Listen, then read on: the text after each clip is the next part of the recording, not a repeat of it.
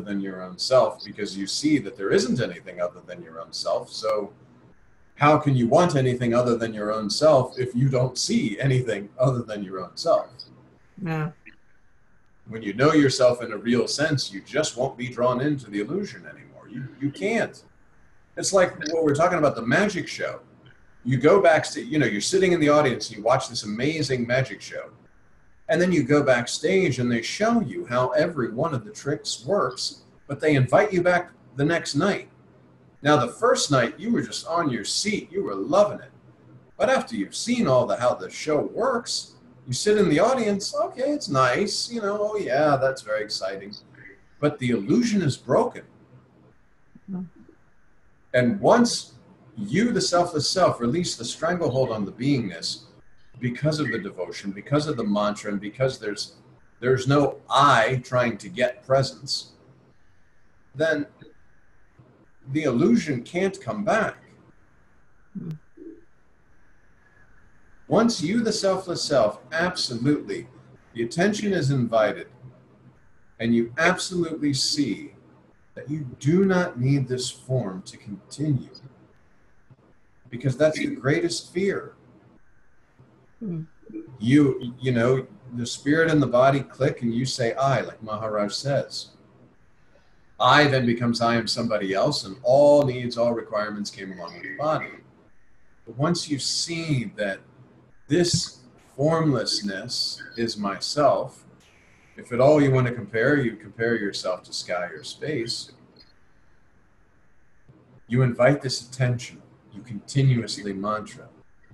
You, the selfless self, while you're believing that you're Kathleen or John or Trish or Keith or Mohar,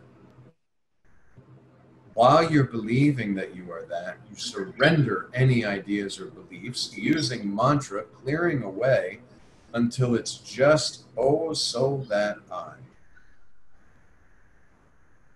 And then the stranglehold is released on the beingness. You see from back here, basically, just recede, recede, recede until it's just yourself.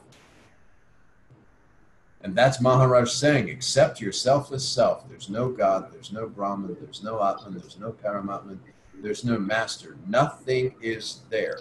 There is nothing behind you, and everything appears upon your spontaneous presence. Everything came out of nothing.